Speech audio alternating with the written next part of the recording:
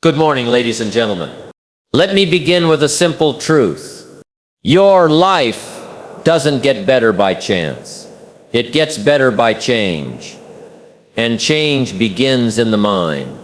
That's why today I want to talk about something powerful, something that determines your destiny, something most people ignore while chasing success. You must train the thinker behind the thought. See, we've been trained to read, write, drive, speak, and work. But very few people have ever been taught how to think. Not what to think, but how. And that makes all the difference. Let me tell you something that could change the way you look at everything. Your mind is like a garden. And the question is, who's the gardener? You see, it's easy to forget that the most valuable real estate you'll ever manage isn't your house, your land, or your bank account. It's that space right between your ears. That's the place where every dream is born and where every fear is fed. It's where success begins and where failure finds a home if you let it. Now, here's what I've discovered. The mind is fertile ground, but it doesn't care what you plant. It will return whatever you sow. If you plant corn, you get corn. If you plant nightshade, a deadly poison, that's what you get. The soil doesn't care. It will return poison just as richly as it will return corn. That's the way the mind works. It doesn't filter the seeds. It just grows them. So if you're not careful, if you're not deliberate, you wake up one day surrounded by weeds.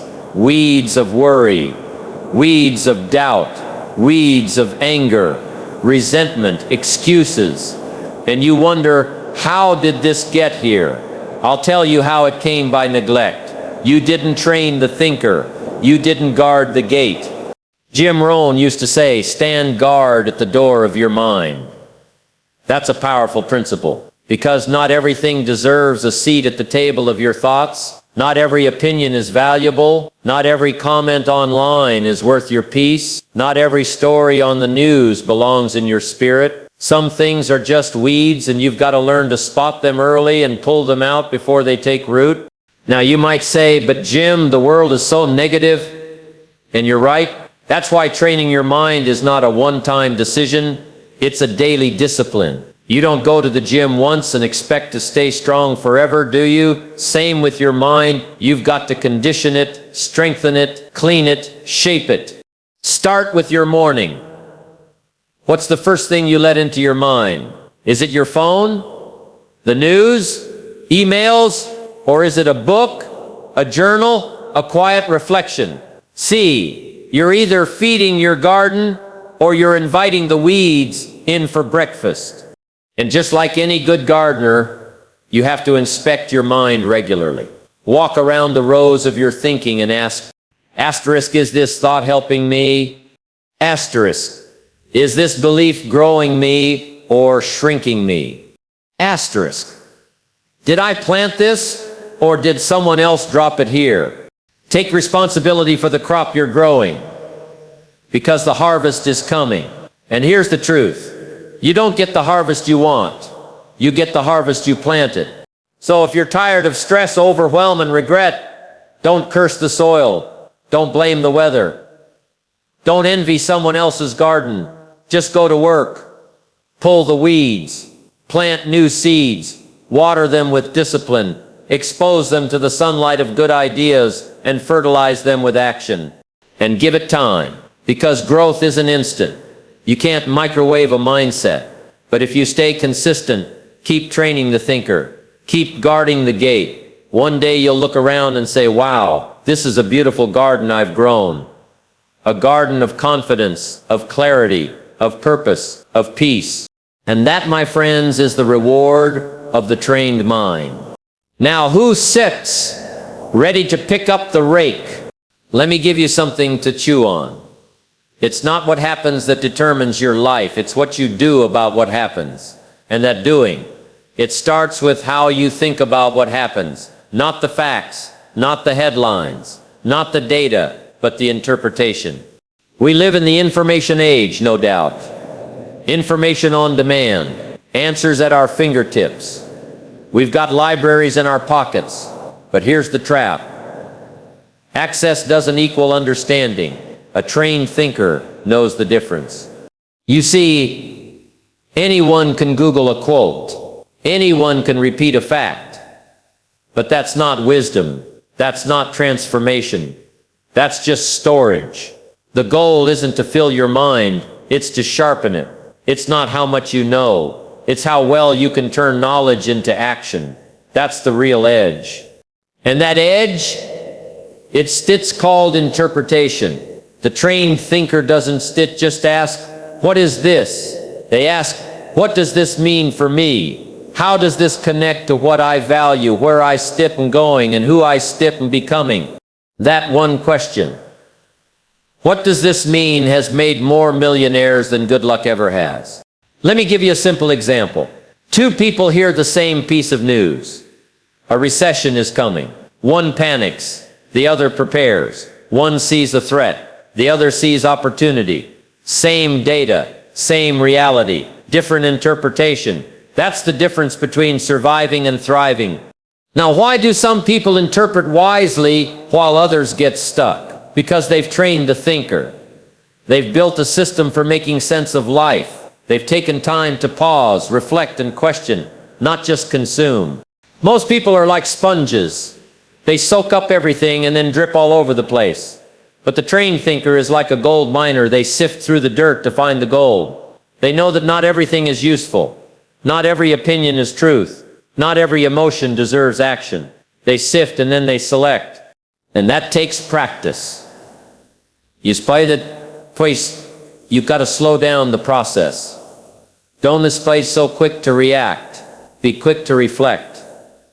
When something happens, good or bad, stop and ask, what can I learn from this? Asterisk, what sets the pattern here? Asterisk, what would a wise person do next? This is how you move from chaos to clarity, from reaction to response, from emotional impulse to personal power. It's not just about having experiences, it's about gaining insight from them. Life is a great teacher, but only if you're paying attention.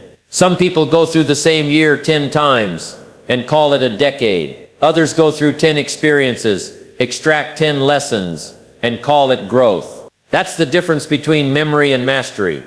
You want to master your life? Start interpreting your experiences. Now let me warn you, interpretation isn't always comfortable because it means taking responsibility. It means asking, what role did I play in this result? It means owning your patterns. And sometimes that's tough to face, but the trained thinker doesn't run from the truth. They use it.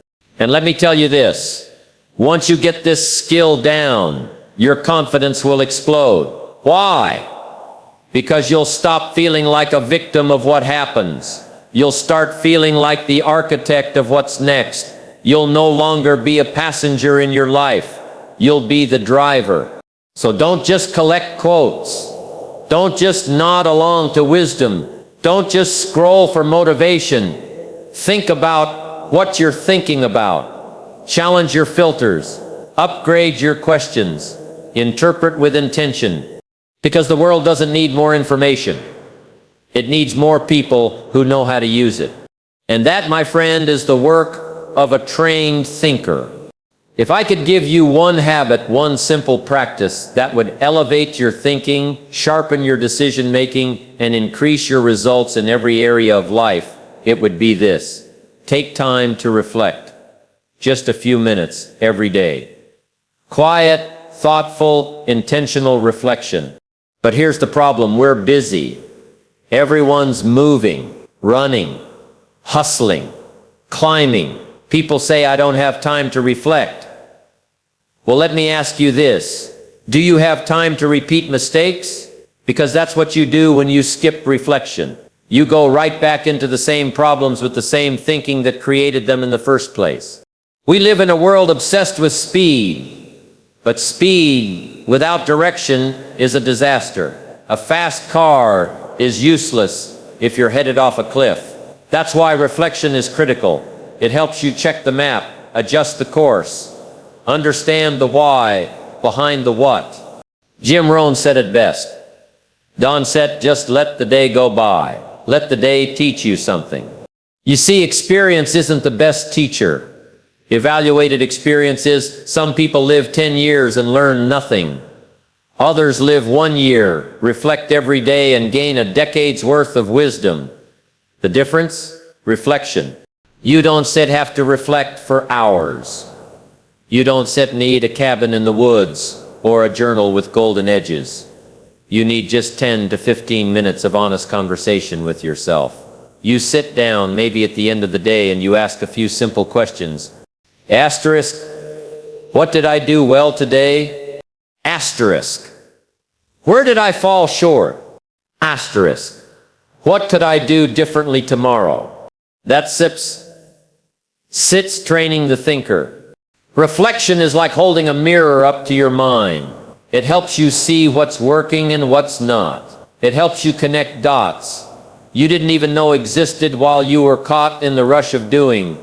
Most people don't realize that their greatest insights don't come from outside but from within. You've got gold in your mind, but you've got to mine it. Now here's where it gets powerful.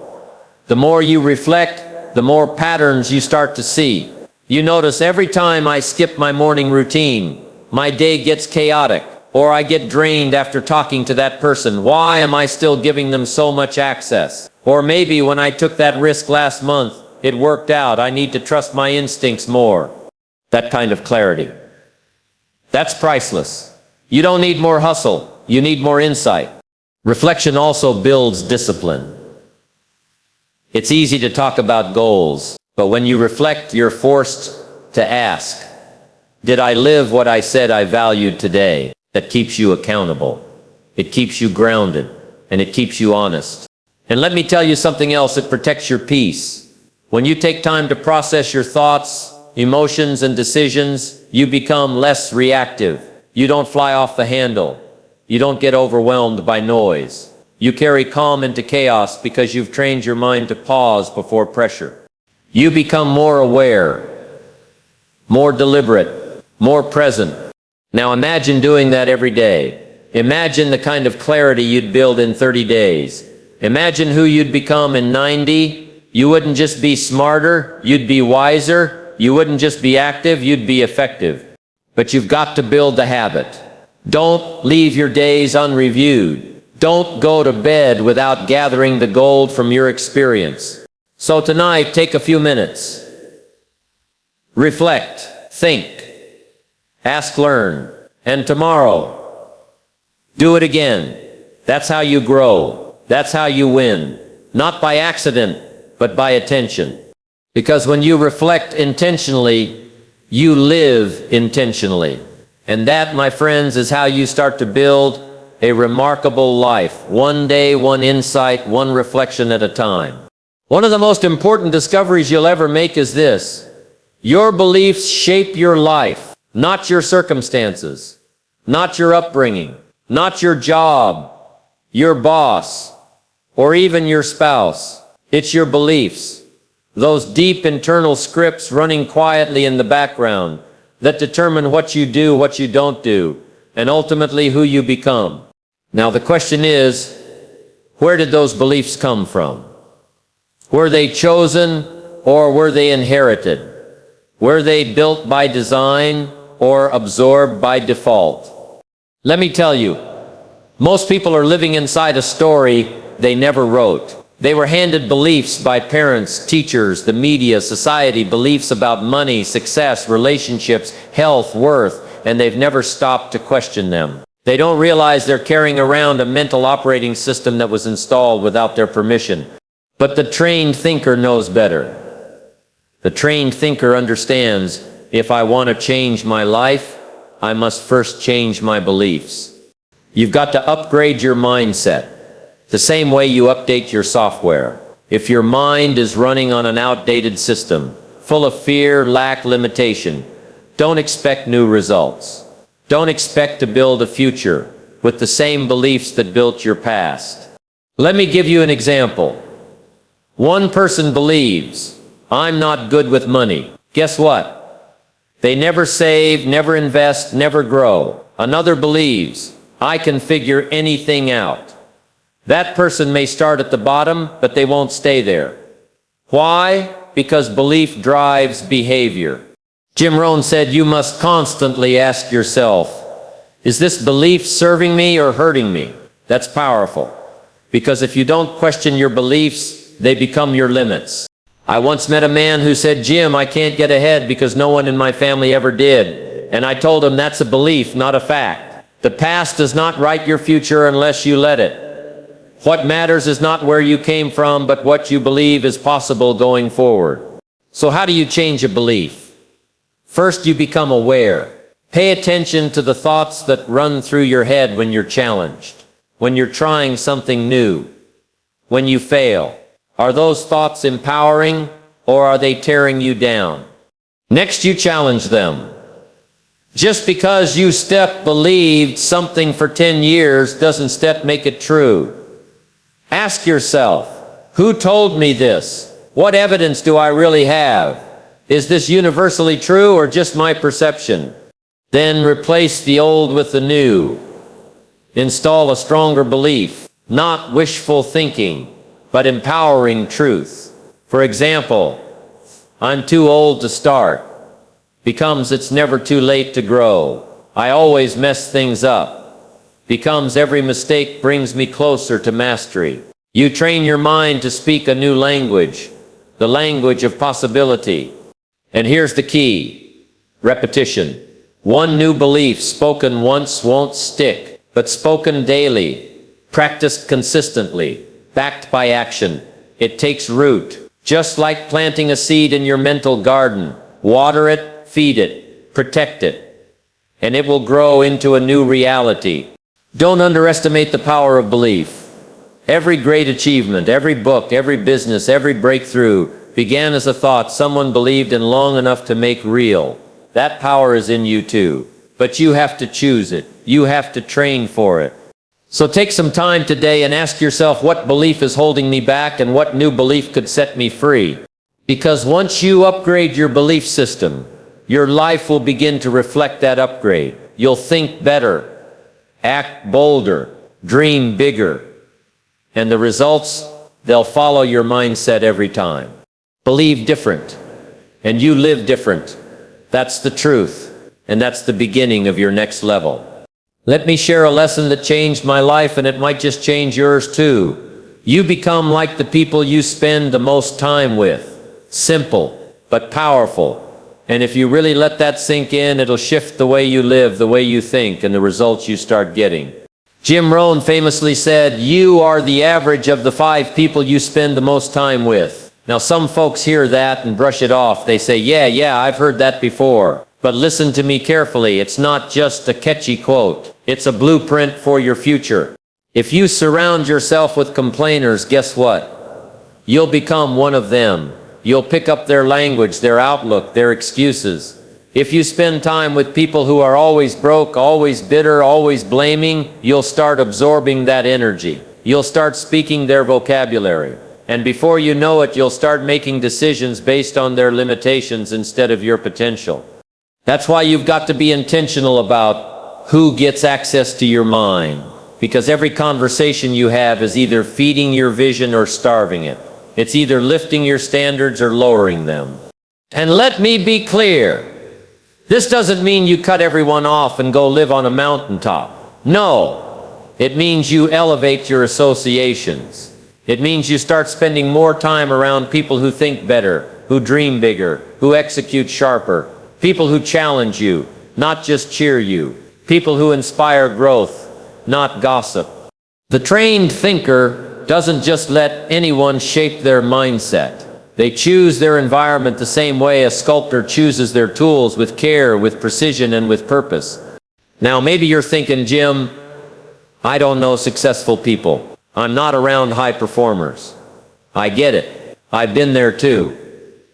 But that's no excuse anymore. In today's world, you can choose your mentors without ever meeting them. You can read their books, listen to their podcasts, watch their videos, follow their thinking. I spent countless hours listening to Earl Schaff when I was just getting started. He was my mentor before I ever earned a seat at the table. His words shaped me, trained my thinking, elevated my standards. You've got to create a mental environment that supports your future. Don't just rely on your physical surroundings. If no one around you is dreaming big, then borrow belief from a book. If no one in your circle is investing in growth, then make that investment yourself. Because once your mind expands, it can't shrink back. And here's what happens when you get around thinkers, doers, builders. You rise. It's automatic. When you're surrounded by excellence, mediocrity becomes uncomfortable. When your friends are having deep conversations about purpose, strategy, and legacy, you stop caring about meaningless distractions. You level up by default. Let me give you some practical advice. Make a list of the 5 people you're around most. Now ask yourself, do these people reflect the future I want? Do they stretch me, or do they drain me? If you need to make some changes, do it with love, but do it boldly. Because you've got one mind, one life, and you don't have time to let the wrong influences shape your destiny. The bottom line is this: your environment is either a greenhouse for growth or a prison for potential, and you get to choose. Choose wisely. Choose intentionally. Choose people who speak life into your dreams, not doubt. Because once you surround yourself with thinkers, you start becoming one. And when you train your mind in the right environment, you won't just think better, you'll live better. That's how you build a future worth having. One influence, one decision, one association at a time. Let me tell you something that separates the truly successful from the merely busy. They think long-term but act daily. That's a discipline. And like every great discipline, it must be learned, practiced, and trained. Most people are addicted to the short term. They want quick wins, overnight success, instant gratification. But life doesn't work that way. Not if you want something meaningful. Not if you want lasting success. The truth is, the most valuable things in life, health, wealth, wisdom, character, love, legacy, they're all built slowly, over time, through small, consistent actions. Jim Rohn said it perfectly. Success is nothing more than a few simple disciplines practiced every day. Not every year, not every now and then, every day. See, long-term thinkers look beyond the weekend. They look beyond this month's SIP's paycheck. They ask questions like, asterisk, where is this habit leading me? With Seth, I keep doing this for the next 5 years, what will my life look like? Asterisk, am I building something that will still matter a decade from now? And that kind of thinking, that forward vision, it changes everything. It makes your choices sharper. It gives your time more meaning. You stop wasting days and start investing them. But thinking long-term isn't enough. Because a dream without action is just a fantasy. That's where the second part comes in. Act daily. That's right, you've got to show up every day and take small steps toward the bigger picture. And here's the key. The steps don't have to be dramatic. They don't have to be impressive. They just have to be consistent. You don't become wealthy in a week. You become wealthy by managing your money wisely over years. You don't get fit from one workout. You get fit by training regularly. You don't build a strong mind by reading one book. You build it by reading every day, by thinking intentionally, by learning on purpose. You want to write a book? Start with 1 page a day. You want to be a speaker? Practice 5 minutes a day. You want to master your craft? Put in your reps daily. The trained thinker understands. If I do a little every day, the results will compound. And oh, how powerful compound growth is. It's invisible at first, quiet, even boring. You won't see much change in a week, maybe not even in a month, but stay with it long enough and suddenly, boom, you break through. You become that so-called overnight success that took 10 years. And people will ask, what SIP's your secret? And you still smile and say, I just showed up day after day while others were chasing shortcuts. Let me warn you though, this path isn't flashy. It requires patience, vision, discipline. That's why so few walk it. But if you do, if you train yourself to delay gratification, to do the hard thing when no one's watching, to build slowly and steadily with intention, you will live a life most only dream of. So here's your assignment. If you're serious about growth, take your biggest goal and break it down into daily disciplines. Something you can do in 15, 30, maybe 60 minutes a day, and then do it. No matter how you feel, no matter how slow the progress seems. Because when you think long-term and act daily, you build something unstoppable. You build momentum. You build trust in yourself. You build the kind of life that others admire. Not because you're lucky, but because you were loyal to the process. That's how dreams are built. Not in a rush, but in a rhythm. And the best time to start? Today. Not next week. Not next year. Today. So think long term. Act daily. And watch how your future starts to shift. One disciplined day at a time.